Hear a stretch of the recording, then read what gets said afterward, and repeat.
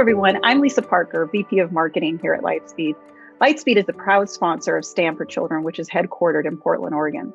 Lightspeed became involved with STEM for Children this past winter in 2020 when we decided to shift our philanthropic efforts to nonprofit organizations whose focus is specific in education and helping to improve the learning environments and opportunities for educators. We selected STEM for Children because not only do they support our local community where Lightspeed is headquartered and have a national presence, their mission to ensure all children have access to high quality education, especially those students that might be underserved or overlooked, aligns very closely with our core values and purpose as a company. With that, I want to introduce Toya Fick, the Executive Director for STEM for Children, and Jesse Ayala, Director of Communications. Welcome, ladies. It's our pleasure to share the fine work that STEM for Children is doing for students in Portland and across the country. So Toya, I wanted to go ahead and start with you. Can you give us a little background about STEM for Children, how STEM for Children got started, and where you are today? Perfect. Thank you so much for having us, Lisa. Really appreciate the support from Lightspeed and the ability and the time to talk about our work. It's really important to me, and it's really important to the organization. So thank you so much. STEM for Children started with a rally in 1996, June of 1996. It was called the STEM for Children Rally.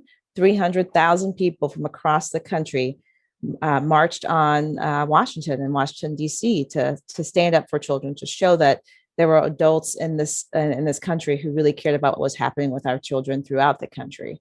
I still meet people today who came from Oregon and went to the rally in 1996 to help sort of kickstart this movement. And from there, the rally sort of moved on to become a nonprofit about a year later and decided to headquarter in Portland, of all places, right? So it was one of those things that was just a really big push to really show folks that adults were standing up for kids, standing up for education, standing up for what's happening in kids' lives, and became a nonprofit that has been operating in Oregon ever since then. We currently work in 9 different states. Some states we work at the local level, and some states we work at the state policy level, but we've been doing this work since the rally and have a lot of great work that we've done already and a lot of great work ahead of us. That's great. Mm-hmm. So how many school districts across the country are you working with currently? And maybe you can kind of talk specifically about some of your pride and joy projects. Sure. So we work, as I mentioned, in 9 different states. In some of those states, we work at a very small, at a district level. So Indianapolis comes to mind as a state where we work a lot with the Indianapolis public schools. We really do count our work in terms of states and not necessarily in districts, because every state, it looks a little bit different. In the last few years, we've passed ballot measures that have really been impactful for the states that we work in. So in Oregon, we, in 2016, passed what was known as Ballot Measure 98 to really focus on improving our high school graduation rates. Oregon has the unfortunate distinction of being one of the worst in the country for high school graduation rates. And we felt that, given our mission to make sure our kids are graduating from high school ready for their next step, really thought it was incumbent upon us to figure out how we get at that problem. And so we passed a ballot measure that brought hundreds of millions of dollars to date, about $470 million so far since the ballot measure was passed, to improve opportunities for kids to get college level classes in high school, to get hands-on learning, and to make sure districts are focusing on dropout prevention. And our graduation rates have gone up since then. And our colleagues in other states have taken a look at that measure, learned from it, and adopted pieces for their own legislative agenda within their states, most recently in Arizona with the passage of Prop 208 to do very similar work that we've done here in Oregon, down in Arizona. So we really do work together to learn from each other and really sort of take pride in sort of the accomplishments we've made so far and getting more resources to schools to improve outcomes for kids. Got it. So you've kind of described a lot of work that you're doing, like say more at the policy level, at really kind of forming change at that. What are some other aspects or other projects that STEM for Children works on that is more directly tied to either programs that are really in the school or within those communities? So we do a lot of work at the school district level here in Oregon as well. So we work with different school districts around the state to make sure that the work that we're doing at the state level is implemented well. So we don't necessarily focus on a particular program. We really look at what's going on at the state in terms of resources coming to districts, and then work with districts to make sure those dollars get into the classroom. one implementation piece that comes to mind is called the Center for High School Success, which we started right after Measure 98. We started with 7 school districts around the state of Oregon and said, hey, let's help you focus on ninth grade on track. We know that if students at the end of their first year of high school are on track to graduate, which means they just have a quarter of the credits they need to eventually graduate at the end of 12th grade, if they have those credits under their belt, they are twice as likely to graduate, regardless of race or socioeconomic status or English proficiency. It doesn't matter. If you have a quarter of your credits at the end of ninth grade, you're in good shape. And so we wanted to work with districts to make sure that that was happening at a very hyper local high school level. So we took 7 districts out to Chicago where this work was pioneered and helped them walk through the process of understanding what this looks like at a school district and a school level. And since that year was 2017, I think we're in about 400-ish high schools throughout the country. So it's grown a lot. We're in 80 in Oregon alone, and growing in Washington, in Arizona, Colorado, Indianapolis, and many other places that we're working in. Memphis, Tennessee, it comes to mind as well. So it's grown a ton since those 7 schools and school districts came with us to Chicago 4 years ago to really make sure that their ninth grade teachers are equipped with the tools and supports and time they need to get more ninth graders on track.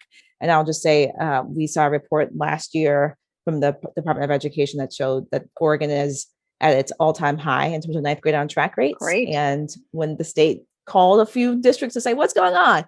Many of them pointed to the work that we're doing with the Center for High School Success as really focusing and supporting them in that work. That's so it's wonderful. been great to watch that grow. I know personally, I'm a parent and I have an 8-year-old son. So I am very, thank you so much for the work you're doing, because he's going to be seeing the benefit of a lot of the programs you're putting in place here. So absolutely. That's wonderful. Well, so Jesse, maybe as the director of communications, you're able to really spread the word about great things that are happening within the organization. Maybe you can tell us, what would you consider some of the top 3 initiatives that are happening, in Portland or across the nation that you're seeing with the organization? Sure. So I am happy to elaborate on some of those pride and joy projects that Toya mentioned. Continue to be our top initiatives. So something we're focused on in Oregon right now is, of course, ensuring that those programs that are leading to such tangible and direct outcomes continue to be funded. So Measure 98, the Student Success Act, we're working to make sure that schools continue to be able to offer all of the great things that those programs bring to their students. We're also looking at some of the systemic inequities that we're seeing in schools, and what our role can be and what the state legislature's role can be in making sure that those improved outcomes are equitable. So right now, one of those things is keeping diverse teachers from being disproportionately affected by layoffs. Would love Toya to elaborate a little bit on that, if you'd like, because it's really important work. Absolutely. Thank you, Jesse. So Jesse mentioned 2 things I'd love to elaborate on. The Student Success Act is one of them. We helped to write and pass the Student Success Act in 2019. What that legislation does is provide, when it's fully baked in, $1 billion to schools to focus on making sure that kids of color and low-income kids have more opportunities to ensure that they're reading on grade level by the end of 3rd grade, which is a key indicator for success, to help with class sizes, because many of our districts have really, really large class sizes, to also address things like making sure that there are robust middle school curriculum throughout the state, many other things that we've sort of really baked into this legislation based on the work we did with Measure 98, to say, hey, districts need a little bit more support and resources to focus on things that really matter. Extended learning time for kids, particularly those who need it. As a mom of 2 little kids in Portland public schools, it's so big, huge fan of the work that districts are doing to extend learning time, to focus on things that really matter to get kids to the next level. So that's one piece that we, continually work with the legislature on, to make sure that if there are refinements needed and more money is going to that pot, so that districts can focus on things that work for kids.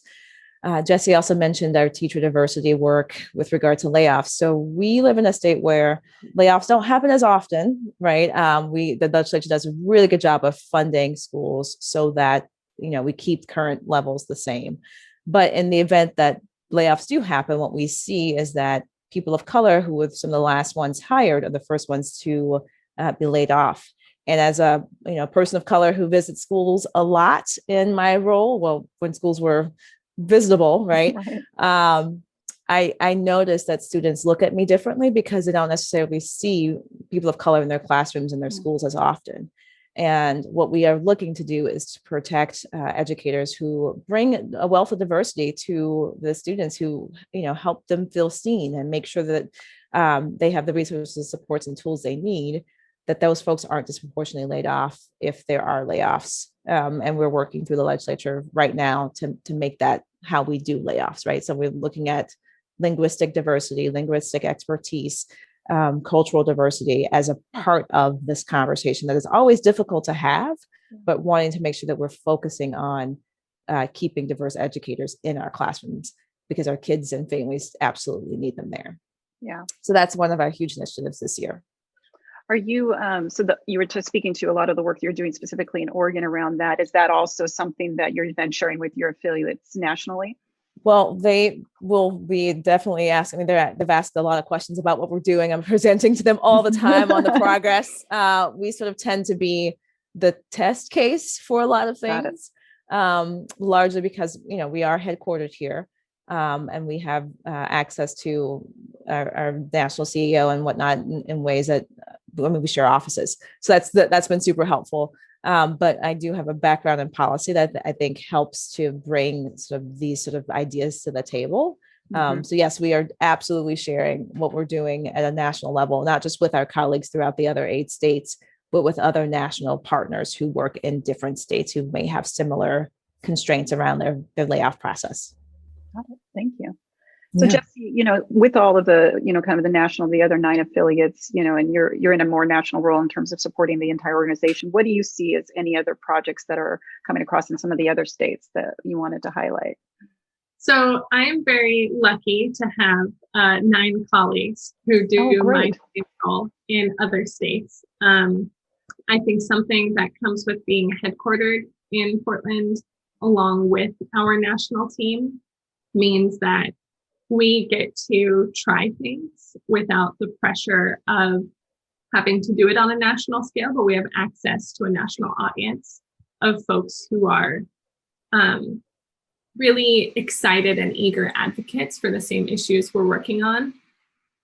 A lot of different states are focused on different implementations of the same values and the same goals. So consistently across all of our affiliates, we're focused on looking at the systems that education and that students operate within, making sure that they're racially just, making sure that they're equitable, and making sure that our intentions are leading to the impact that translates to graduation rates, that translates to students feeling that they have the supports that, on the state level or the national level, leadership says we want them to have. So I'll let Toya elaborate on what some of the other states or national goals may look like compared to Oregon. But yeah, I am lucky and happy to be able to focus in a very specific parameter of Oregon. Yeah, and we learn from each other a ton, and that's the beauty of being an affiliate of a national organization. So I'll give you 2 examples. One in Texas, where our colleagues down in Texas and Dallas actually started what's now known as the Home Visit Project. So they worked with educators in the elementary setting to really just do something very simple: go to the homes of the students they teach to engage the families directly, as opposed to waiting to a parent-teacher conference meeting where the parent comes in and you have 20 minutes to talk to the teacher, right? Like, as a parent, that's exactly what it usually looks like. But our colleagues really sort of thought, going out to the homes, talking with families in their home setting makes them more comfortable, particularly families who are overlooked and often marginalized in our system. you get a full understanding of what's happening with the students. And it sort of helps you to understand like what's going on as they come into your classroom, and creates that really that strong bridge of partnership with parents. As a former teacher, I did that a ton, and totally understand how, the relationship, even in my classroom with the student, changes if I know what's going on at home, if I know that the student's family, if I can call their grandma or call their mom, right? It's a very different relationship. So we've piloted that over the last few years in Texas, and it's grown tremendously, and can send more information about that. In Washington, there's a great example of where they started at a district level. It became a statewide issue, and then we sort of picked it up here in Oregon. It's a program called Academic Acceleration. So what they noticed, my colleagues in Washington, is that there are not as many kids of color in advanced placement classes at the high school level, largely because there usually is one person who decides like if you're college material or not, and therefore doesn't put you in those classes, or does, right? What they did was pilot with a few districts, Federal Way and Tacoma, and said, hey, why don't we just look at test scores in 10th grade, I believe it was, and grades to automatically opt kids into those classes. So they would have to say, no, we actually don't want to take AP, whatever, right, to not be in those classes. They saw a 5-fold increase in kids of color over the first 2 years. They took that to the state and asked the state to pay for tools and supports for at least 13 districts to do the same thing a couple of years later. And now it's a statewide thing. Wow. Now kids are opted into those classes. And so we took a little bit of that, put it into Measure 98 as well, to give more resources and tools and supports for districts to not just offer more advanced placement classes, but make sure more kids of color are in them. So that's sort of how we look at what's going on locally, come up with some really great ideas, pilot them, and then say to our colleagues, hey, look what's happening here. Right. So we do that a ton, and it just makes the work deeper and richer and more proven. We don't want silver bullets. We want more of what works. Right. Well, and I think it's a really interesting model of the whole organization, where you're able to pilot and test and solve potentially more specific issues just within that district or community. But then if you're seeing really great success, you're able to model that and potentially change it and tweak it for the unique needs of that area. But it's able to just really grow a lot of wonderful ideas, because sometimes it's just, you need different ideas coming from different areas. And, if it's too strict, you're going to maybe lose out on opportunity to really fund and support an idea that really is going to have an impact. So that's wonderful. Right. That's how we work. That's great. Well, another program, I know with a lot of the different things going on, you all look for ways to really be a resource around, social emotional learning, and support for students. And one interesting program was with Teach for Kindness. So I was wondering if you could, elaborate a little more on that. Sure. So Teach Kindness started towards the end of 2016, when we were all sort of watching news reports about like bullying picking up in schools, and just kids just not really understanding the difference between what might be happening on television and what could happen in real life. And so we decided to partner with the Harvard School of Education, with some national organizations, to really sort of put together materials, curriculum, supports for teachers they can just pull off the shelf, as we call it, and implement in their classroom. And that became what's called Teach Kindness. So we started with a middle school setting, and thought about, like, as a middle school teacher, thought about all the things that come at middle school teachers and are happening in a middle school classroom, and created a bank of lesson plans, activities, all kinds of supports for teachers to sort of integrate into their classroom. So it doesn't have to be a separate class that you do where you teach kindness. It could be me as a science teacher just pulling off a 15-minute lesson around really sort of listening to your peers and classmates, and really sort of thought about how we do this in a way that, again, it's easy for teachers to pick up and do, and to lead in their own way. And so we started in a few districts across the country. I remember very clearly getting calls from people in Maryland saying, hey, what is this Teach Kindness? I've heard about it from a colleague. Can we do it? I just send them to the website, right? And it's picked up steam throughout the country. And so we could, I don't have the numbers off the top of my head in terms of how many schools it's in, but it's grown exponentially over the last few years. And it really is just to be an easy to use resource for teachers to really sort of build that social emotional support and learning for kids that don't always get during the school day.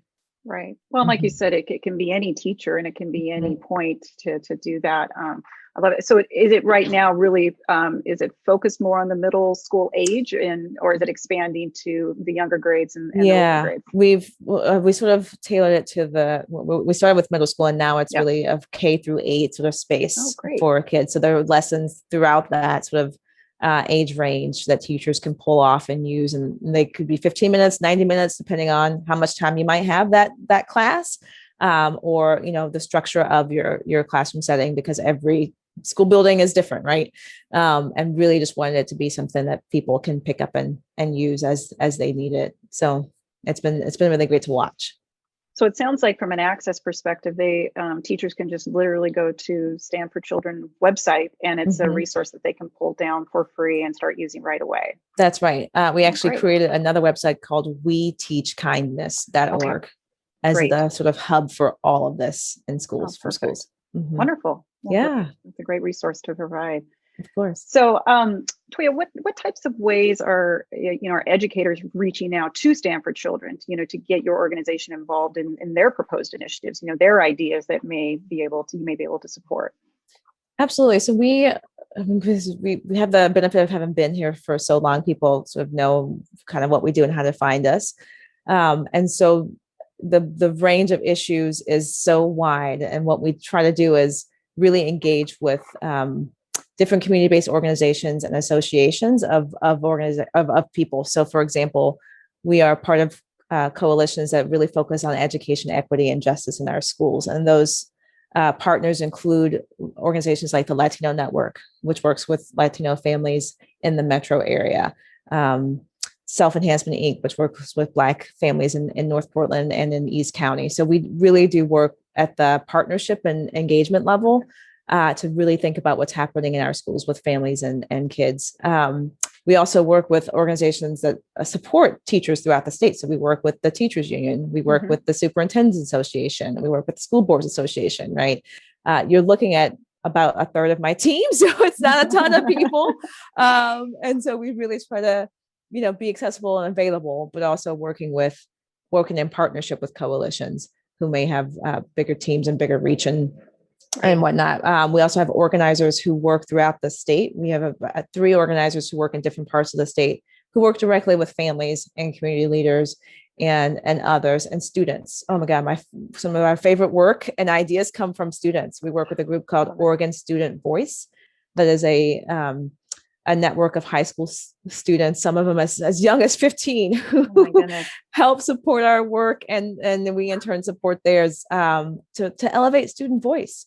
One of the things we realized as we were doing work on Measure 98, which was really focused on high schools, is that high school kids really have a lot to say about what's happening in their schools. And so engaging with them has been like an absolute joy, and thinking about, what challenges they face as we think about our policy work has been fantastic. And they just blow us away. If they're here at 15, God, I cannot wait to see what they're going to be like when they're, adults and in their own spaces. And it's been just fantastic. I don't know if Jessie, if you wanted to add to that piece. Yeah, I'll just add that I think, I think about when I was 15 and I didn't have access to an organization like Stand, in part because I wasn't looking for it, because, some of these kids are just exceptional. But I really appreciate that Stand makes itself available to these kids, understanding that is the entire core of our organization and the work we do. So we've really appreciated working with the students, not because we've come up with something and run it by them as a pass, but because they are part of the core foundation of our advocacy goals. And it's been really nice to kind of collaborate with them on the things that we're working on and realize that, we're up looking at these spreadsheets of data that prove one point, and then someone in a meeting will raise their hand and say, oh, that happened to me. That happened to me yesterday. And it's very empowering, but also energizing to realize how important it is that we continue to look at things on a systemic level leaving space for these kids to have their very real individual experiences. And it's nice to incorporate that into just the very DNA of our work. Yeah, that's wonderful. So Toya, 5 years from now, where would you like to see the organization? Oh man, doing more of what Jesse just said. Really, we don't think that good policy just comes from a white paper or spreadsheet. Good policy comes from, having deep impact in the lives of the people that we aim to serve, right? And just really honing our listening on that and getting better at that would be like my hope and dream for this organization. So as we are thinking about the policy levers we have access to and can pull and the phone calls we can make, it starts with how are we improving lives of people based on what they're telling us needs to happen, right? And getting better at that and focusing more on that would be really important. I think the work that we've set in place and then into motion, really having deeper and lasting and longer impact would be phenomenal. So we've seen growth in graduation rates. We've seen growth in ninth grade on track rates. We're still one of the worst in the country for outcomes in this space, right? Really sort of jumping over a few states to get better would be great. And sort of really focusing and fine tuning what that looks like and how that works and how that is carried out over the next 5 years will be really important to us. But I'd say most importantly is really being a voice for racial equity, not just in the K-12 space, but in the lives of people in general, right? Like I often say that we've been focused on education, and that's a space we need to focus on. It needs to be better for a lot of kids, particularly kids of color and low-income kids. But there's whole systems around these same children that we need to engage on and understand.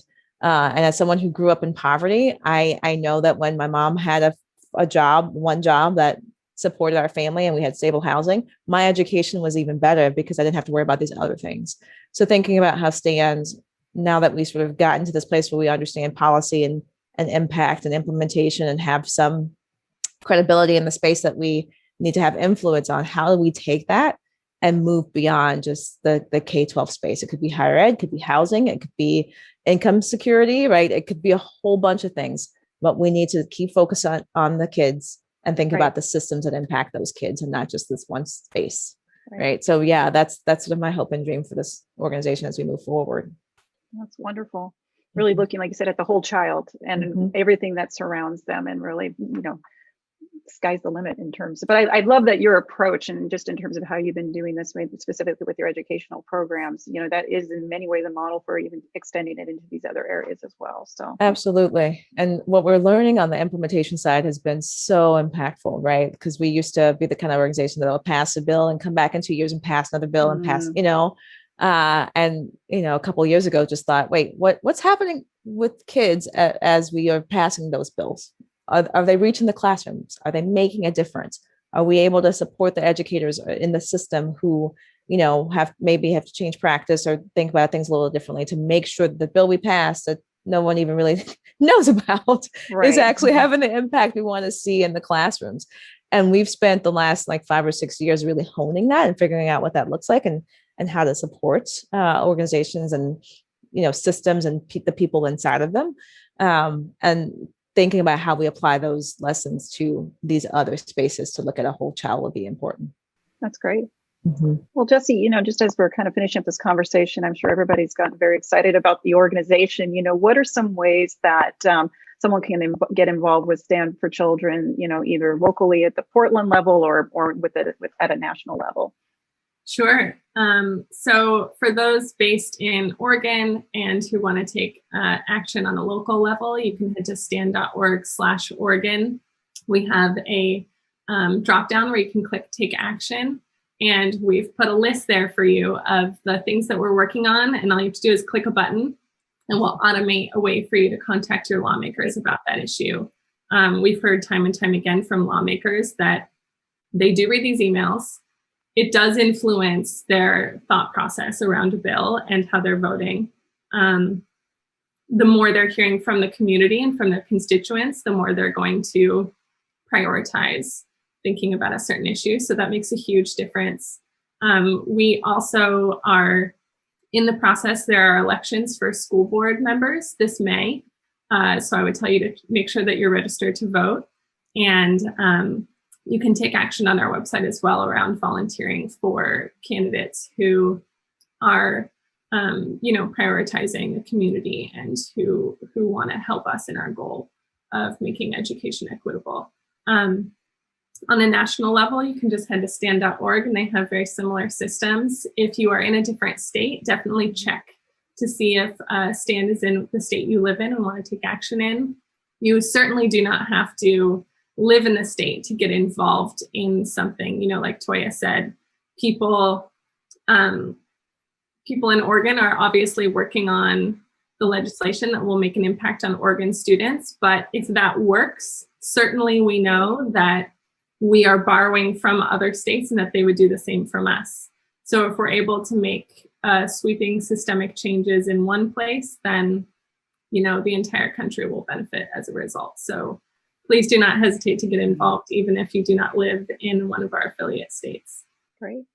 Well, Toya, I just wanted to say, do you have any final thoughts or anything else you would like to share about the organization? Jesse, your analysis and synopsis of how to get involved is perfect. We're a really small team working on this state. And so we need folks who understand what's going on and amplify the voice that, they have on these issues. I can't tell you the number of times a legislator said to me, I got 72 emails today from Stand for Children people about a bill that we're considering, right? That's because people are engaged and taking action. And that's what we need. People who are engaged, who understand what the issues that we're looking at, who approach it from a racial justice lens, right? And making sure that particularly our kids of color and families of color are being better served by our systems, and then jump in and roll up their sleeves and help. We can only do this work if folks are engaging with us, moving towards the same path, towards the same outcome. So really just appreciate the time and the ability to talk about the work that we do, that we love to do so much, and look forward to continued engagement. Great. Well, thank you to both for sharing your amazing work and what you all are doing for Stand for Children. Lightspeed has just been so excited to support the advocacy and the groundwork that you're doing on behalf of educators and students across the country. And we look forward to continuing to spread the word about Stand for Children and supporting your organization. So thank you so much. Thank you. Thank you for your time. Thank you.